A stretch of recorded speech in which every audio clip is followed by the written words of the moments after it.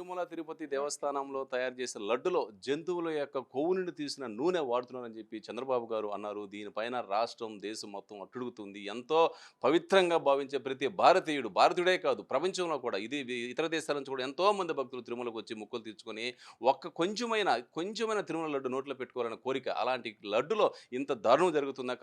కమిషన్ల కోసం కక్కుర్తిపడి వైసీపీ వాళ్ళు ఇలాంటివి చేశారని చెప్పి ఆరోపణలు కూడా వినిపిస్తున్నాయి. దీనిపై ఇప్పుడు మనతో మాట్లాడడానికి కోటమిరెడ్డి శ్రీనివాసరెడ్డి గారు, తెలుగుదేశం పార్టీ ప్రధాన కార్యదర్శి మన వద్దున్నారు. అలాగే ఆయన మాజీ నోడా చైర్మన్ కూడా ఇక్కడ విధులు నిర్వహించారు. ఆయనతో మాట్లాడుతూ సార్ చెప్పండి, ఎంతో పవిత్రమైన తిరుమల తిరుపతి దేవస్థానం తయారు చేసిన లడ్డులో ఈ జంతువుల కొవ్వు నుంచి తీసిన నూనె కలుపుతున్నారని చెప్పి బాబు గారు అన్నారు. దీనిపైన ప్రజలంతా ఆవేదన వ్యక్తం చేస్తున్నారు. మీరేమంటారు సార్? ఇప్పుడు ఏది కూడా మా చంద్రబాబు నాయుడు గారు మాట్లాడితే ప్రూఫ్ లేనిది ఇప్పుడు మాట్లాడిన ఆయన ఒక ఆరోపణ చేసినప్పుడు ఆయన అనుభవంలో కేవలం ఆ దేవదేవుని లడ్డులో కూడా ఈరోజు కల్తీ జరిగిందంటే మరి ఈరోజు జగన్మోహన్ రెడ్డి ఈ మొత్తం పరిపాలన అంతా కల్తీ పరిపాలన. తన జీవితంలో ఏ రోజు కూడా సరిగ్గా పరిపాలించింది లేదు 5 సంవత్సరాలు. అటువంటిది కేవలం ఒక కమిషన్ కకృతికి వచ్చి ఎప్పుడూ నందిని వాళ్ళు నెయ్యి సరఫరా అప్పుడు చేసేవాళ్ళు. కేవలం కాదని ఎవరికో ఇచ్చి దాంట్లో ఒక పంది కొవ్వు మళ్ళీ ఆవుల కొవ్వు వాడేటువంటి పరిస్థితి వచ్చిందంటే ప్రపంచంలోనే వెంకటేశ్వర స్వామి భక్తులు ఉన్నారు. ఒక్కరోజు ఒక దర్శనం దొరికితే చాలని చెప్పి ప్రపంచంలో ఉన్నటువంటి ప్రతి ఒక్క దేవదేవుని కోసం ఈరోజు వాళ్ళు ఎదురు చూసేటువంటి పరిస్థితి. ఈరోజు చూస్తే ఒక తిరుమల లడ్డు నుండి గతంలో మేము వినేవాళ్ళం.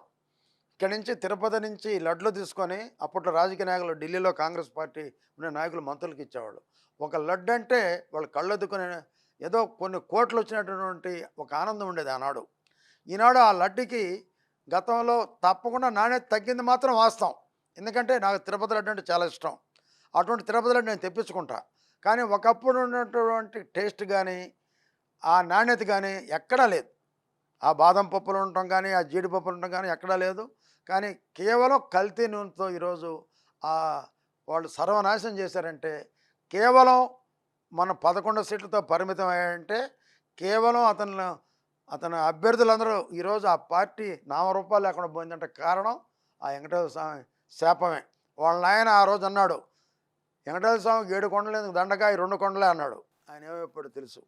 ఈరోజు అదే ఆ దేవదేవునికి ఇచ్చేటటువంటి నైవేద్యంలోనే కల్తీ జరిగిందంటే ఎవరు బాగుపడతారో ఎలా బాగుపడతారని చెప్పి నేను తెలియజేస్తున్నా. దీన్ని సుప్రీంకోర్టు సుమేటోగా దీన్ని ప్రకటించాలా. తప్పకుండా వాళ్ళని దానికి ఉన్నటువంటి చైర్మన్ వైవి సుబ్బారెడ్డి గారిని వెంబటనే అతని జైల్లో పెట్టి కేసు పెట్టి అతను ఉరి తీయాలని కూడా నేను డిమాండ్ చేస్తున్నాను. సార్, అయితే వైఎస్ జగన్ గారు ఏమంటున్నారంటే, నిన్న విజయవాడకు వచ్చిన వరదల్లో అమరావతి బాగా డ్యామేజ్ అయింది. ఇక్కడ కన్స్ట్రక్షన్ పనికిరాదు, ఇది రాజధానికి పనికిరాదు. దీన్ని డైవర్షన్ చేయడానికి బాబు గారు కొత్త కథ అల్లుతున్నారు అంటున్నారు. ఏమండి, చేతొచ్చినతో మాట్లాడవచ్చు, చేతగానలతో మాట్లాడవచ్చు, అన్నీ నాకు తెలుసు అనుకుని ఒక మెంటలోడితో ఏం మాట్లాడతాం చెప్పండి. 5 సంవత్సరాలు పరిపాలించి ఈ రాష్ట్రానికి ఒక రాజధాని లేనకుండా చేసినటువంటి ఒక దద్దమ్మ ముఖ్యమంత్రి, ఒక చేతగాని ముఖ్యమంత్రి. మరి అసలు చెప్పాలంటే అతని గురించి ఎన్ని పదాల్లో ఉన్నాయి అని చెప్పొచ్చు అనమాట. అటువంటి పనికిమాలినోడు రాష్ట్రంలో 5 ఏళ్లలో ఒక రాజధాని ఎక్కడుందో కూడా మనం చెప్పలేని పరిస్థితి. భారతదేశంలో కల్లా ఆంధ్ర రాష్ట్రం ముందు అన్నపూర్ణగా పేరు పాంచినటువంటి ఈ ఆంధ్ర రాష్ట్రం వెనకబడిపోయిందంటే కేవలం ఒక్క రాజధాని కూడా చెప్పుకోలేని పరిస్థితిలో ఉన్నామంటే దానికి కారణం జగన్మోహన్ రెడ్డి. ఈరోజు రాజధానిలో చుక్క నీరు ఆగలేదండి. చుక్క నీరు ఎక్కడ ఆగలేదు, బ్రహ్మాండంగా ఉంది. ఒకప్పుడు నువ్వే అన్నావు దీనికి 42,000 ఎకరాలు కాదు ఇంకా ఎక్కువ కావాలని చెప్పి మాట్లాడిన జగన్మోహన్ రెడ్డి అసెంబ్లీలో. ఈరోజు బ్రహ్మాండంగా ఉన్నాయి బిల్డింగులు, ఎక్కడ నీళ్ళు ఆగలే. బుడమేరు ఎట్ట పొంగిందండి? బుడమేరుకి అసలు గేట్లు ఎక్కడ ఉన్నాయని నువ్వు ఈరోజు గేట్లు ఉన్నా నీ చేతగాని దద్దమ్మవి నీకు తెలీదు. బుడమేరు పొంగింది ఎక్కడ?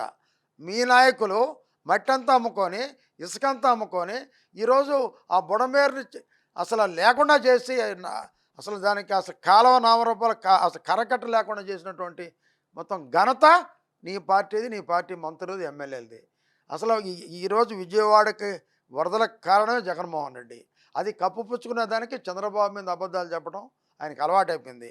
ఒక చేతగాని దద్దమ్మ చంద్రబాబు ఈరోజు విమర్శించామంటే ఈరోజు తుఫాన్లు ఎదుర్కోవటంలో అక్కడ పనిచేయటంలో నెంబర్ 1 చంద్రబాబు నాయుడు గారు. గతంలో ఉదుహత్ తుఫాను విశాఖపట్నం వచ్చినప్పుడు ఏదో 2-3 నెలలకు కానీ ఆ విశాఖపట్నం బాగుపడదు అనుకునేటప్పుడు కనీసం వారం రోజులనే లైట్లు వెలిగించినటువంటి ఘనత ఆ రోజు చంద్రబాబు నాయుడు గారిది. ఈరోజు చూస్తామంటే ఒక విజయవాడలో బ్రహ్మాండంగా దగ్గరుండి 10 రోజులు ఇంటికి పోకుండా ఒక కష్టపడి పనిచేసి చంద్రబాబు నాయుడు గారు. ఆయన తర్వాత మంత్రులందరూ బాగా పనిచేశారు. నారాయణ గారు అయితే ఇంకా గట్టిగా ఎంతో కృషి చేసినటువంటి వ్యక్తి నారాయణ గారు చంద్రబాబు నాయుడు గారి తర్వాత. అంత బాగా పనిచేస్తే నువ్వు మెచ్చుకోవాల్సింది పోయి నువ్వు దాన్ని ఏదో రాజధాని మీద రుద్ది ఏదో ప్రజలకు అబద్ధాలు చెప్పాలని నువ్వు ప్రయత్నిస్తున్నావు. నీ మాట నమ్మేవాళ్ళు లేరు, నీ మాట విశ్వసించేవాళ్ళు లేరు. నువ్వు ఒక చేతగాని దద్దమ్మవి, ఇంకా రాజకీయాల్లో పనికిరావు. నీ పార్టీ పూర్తిగా స్మాష్ అయిపోయింది, బంగాళాఖాతంలో కలిసిపోయింది. కూటమి ప్రభుత్వం ఏర్పడి 100 రోజులైనప్పటికీ ఇంతవరకు సూపర్ 6 పథకాలు అమలు చేయలేదని చెప్పి వైసీపీ నాయకులు ఇటీవల కాలంలో గట్టిగా ఆరోపిస్తున్నారు. ఎందుకు అమలు చేయలేదండి? ఈ రాష్ట్రాన్ని సర్వనాశనం చేసి బడ్జెటే లేకుండా, డబ్బులే లేకుండా ఖాళీ ఖజానా చేసేటువంటి వ్యక్తి ఎవరంటే జగన్మోహన్ రెడ్డి గారు. సర్వనాశనం చేశారు. కనీసం డబ్బులు జీతాలు లేని పరిస్థితి. ఈరోజు 7,000 రూపాయలు పెన్షన్ ఇస్తున్నాడు పాత 3,000 తోటి. 1,000 రూపాయలు పెంచుతున్నాడు 3 నుంచి 4, ఈ మీటకి 7,000 రూపాయలు ఇచ్చాడు. నీలాగా నెలకు 200, 300 పెంచలా, 4,000 ముందుగానే ఇస్తున్నాడు. అదే 1వ తేదీ ఆదివారం వస్తే 30వ తేదీ ఇస్తున్నాడు. ఆ ఘనత చంద్రబాబు నాయుడు గారిదే. అది డిఎస్సి ప్రకటించారు. అదే రకంగా ఈరోజు రేపు దీపావళికి ఉచిత గ్యాస్ ఇవ్వబోతున్నాడు. అన్నీ చేస్తున్నారు. ఒక పక్క సూపర్ 6 కాకుండా పవన్ కళ్యాణ్ గారు పెట్టినటువంటి ఆయన హామీలు కూడా అమలు పరుస్తున్నటువంటి ప్రభుత్వం చంద్రబాబు నాయకత్వంలో జరిగే ప్రభుత్వం. ఎందుకు అమలు కాలేదండి? ఉద్యోగస్తులకు 1వ తేదీ జీతాలు ఇస్తున్నాం, అన్నీ అమలు చేస్తున్నాం. బస్సులో మహిళలు కూడా త్వరలో ఇవ్వబోతున్నాం. 18 ఏళ్ళ మహిళలకు కూడా త్వరలో డబ్బులు ఇవ్వబోతున్నాం. ఇన్ని ఆర్థిక పరిస్థితులు చూసుకుంటున్నారు చంద్రబాబు నాయుడు గారు. ఆయన చెప్తున్నాడు సరికొత్త బెజవాడిని నేను పునర్నిర్మిస్తా అని చెప్తున్నాడు. ఒక ఇల్లు మునిగితే 25,000 ఇస్తున్నాడండి. నువ్వు ఎంత ఇచ్చావు గతంలో? ఇల్లు మునిగిపోతే 2,000 ఇచ్చావు ఒక ఇంటికి. నువ్వా మాట్లాడేది? మాట్లాడే హక్కు నీకు లేదు, నైతిక హక్కు లేదు. సూపర్ 6 తొందరగా అమలు కాబోతుంది. ఇప్పటికే సగం హామీలు చేసేసాం, చేయబోతున్నాం. చంద్రబాబు నాయుడిని కనీసం ఒక్క మాట విమర్శించే అర్హత జగన్మోహన్ రెడ్డి లాంటి దద్దమ్మకు లేదని కూడా నేను తెలియజేస్తున్నాను. సార్, ఇటు జిల్లాలో కానీ రాష్ట్రంలో కానీ తెలుగుదేశం పార్టీ చాలా స్ట్రాంగ్గా ఉంది. అయితే ఇప్పుడు ఎలక్షన్స్ కూడా లేవు. ఇలాంటి సమయంలో ఈ యొక్క వైసీపీలో గెలిచిన కార్పొరేట్లను చేర్చుకోవాల్సిన అవసరం ఏముంది? తెలుగుదేశం బాగా బలపడాలి. వైసీపీ అనేటటువంటి ఒక రాక్షస ప్రభుత్వం ఇంక ఉండకూడదు. వాళ్ళ పార్టీనే ఉంచకూడదు. అటువంటి పార్టీ ఉండకూడదు. ఎందుకంటే వాళ్ళు ఈ సమాజానికి వ్యతిరేకమైనటువంటి వాళ్ళు. అంటే తిరుమల లడ్డునే కల్తీ చేసిన పార్టీ ఇంక ఉండకూడదనే ఉద్దేశంతో చంద్రబాబు నాయుడు గారు ఒక నిర్ణయం తీసుకున్నారు. అందరూ చేర్చుకోవాలి, తెలుగుదేశం పార్టీని బలపరచాలి, స్ట్రాంగ్గా కావాలనే ఉద్దేశంతో ఒక నిర్ణయం తీసుకున్నారు. అది పార్టీ నిర్ణయం. సార్, ఫైనల్గా తెలుగుదేశం పార్టీ కష్టాలు ఉన్నప్పుడు మీరు పార్టీని భుజస్కంధాలపై మోసి సిటీలో ఎనలేని సేవ చేశారు. పార్టీ ఈ రోజు బతికుందంటే అంటే సిటీలో మీ యొక్క కృషి అని చెప్పుకోవచ్చు. అయితే మీకు తెలుగుదేశం పార్టీలో సరైన గుర్తింపు రాలేదని చెప్పి మిమ్మల్ని అభిమానించే కార్యకర్తలు కానీ అభిమానులు అంటున్నారు. అదేవిధంగా త్వరలో ఇవ్వబోయే నామినేటెడ్ పోస్టులో కూడా మీకు ఒక మంచి పదవి వచ్చే అవకాశం తెలుస్తుంది. సార్, నేను నెల్లూరు టౌనే కాదు, జిల్లాలో 3 సంవత్సరాలు నేను పడ్డ శ్రమ నేను ఒక్కనే కాదండి, నాతోటి కార్యకర్తలు ఇంట్లో నుంచి బయటకు వచ్చి ఎన్నో పోలీసు కేసులు పెట్టించుకున్నారు, ఎన్నో ఇబ్బందులు పడ్డారు, ఎన్నో అవమానాలు పడ్డారు. ఆ ఘనత నాదైతే కాదు, అదంతా కార్యకర్తలదే. ఆ విజయం కార్యకర్తలదే. వాళ్ళ పోరాటంతో ముందుకు పోయాం. కానీ నెల్లూరు టౌనే కాదు, జిల్లాలో మేము 3 సంవత్సరాలు స్టార్ట్ అయిన తర్వాత స్టేట్లో స్టార్ట్ అయ్యింది. దానికి బలం నాకు కార్యకర్తలు. ఆ కార్యకర్తలని వాళ్ళ రుణం తీర్చుకోవడమే నా జీవితధ్యేయం. నాకు పదవి వస్తుందా రాదా అనే ఆలోచన నాకు లేదు.